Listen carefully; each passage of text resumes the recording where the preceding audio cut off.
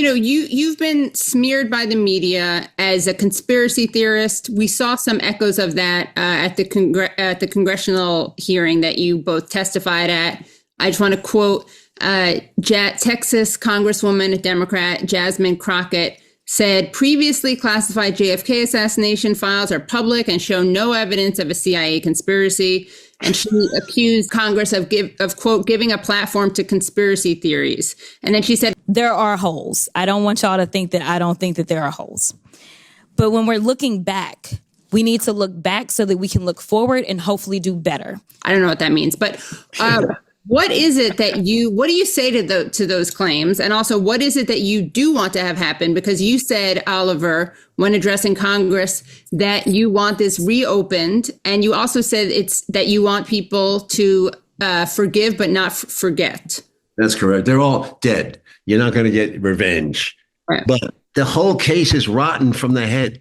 From 63 on, we've given you all these reasons, from chain of custody on the basic items of any homicide. Everything was ignored. The autopsy was the farce, a complete farce. And we don't even know the photographs are screwed up. We need to go back to the beginning and show the people, like the Truth and Reconciliation Committee in whatever, South Africa or in Cambodia, there was one. After wars, after these internal upsets that we had, it's good for a country to look at it honestly, but we have never been able to investigate anything honestly.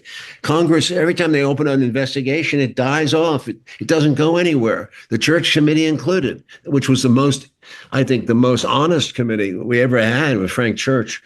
But when now you mention an investigation committee, I wish Representative Luna the best of luck. But my God, she's barking up a huge tree here. She asked for the Martin Luther King papers, the Robert Kennedy papers. Why not ask for Malcolm X too? Really, she's taken on a huge task, and the odds are obviously against her. But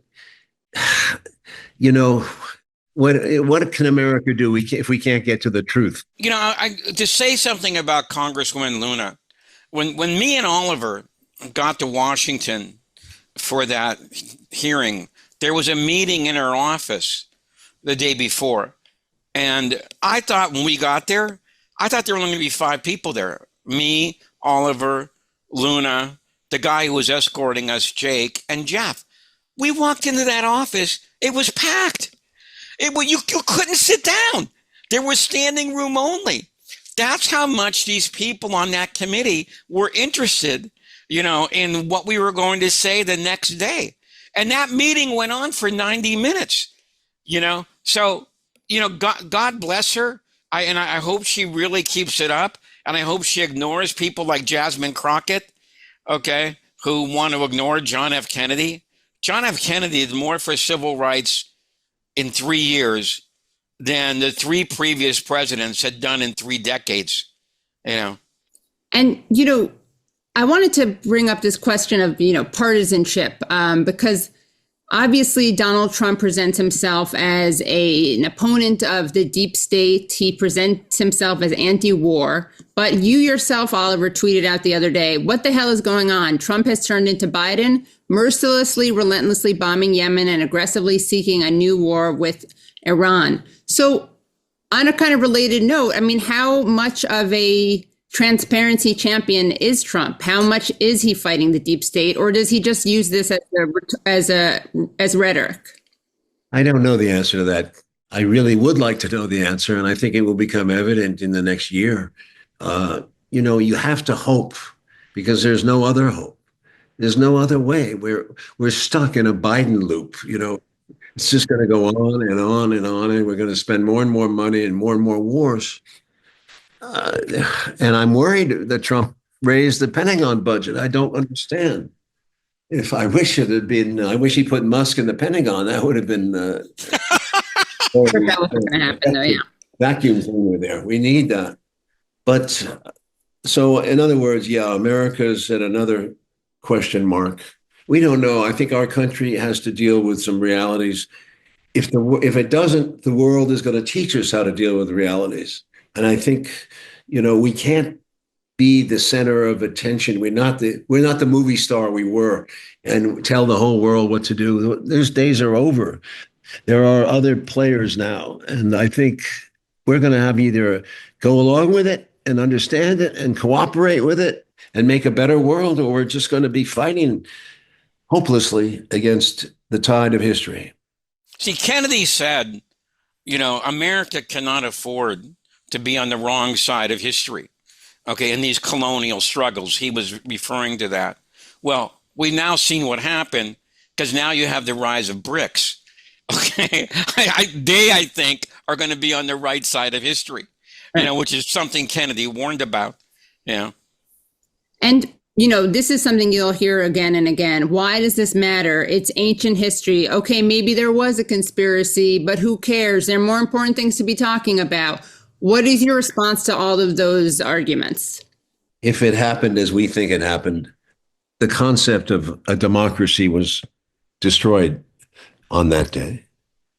Kennedy was definitely moving in a direction to make peace with the colonized countries. He was talking to Nasser. He was talking to Sukarno in Indonesia. They loved him. Castro even was willing to make a deal. And Khrushchev, don't forget, Khrushchev was becoming a partner with us. That was the beginning of détente.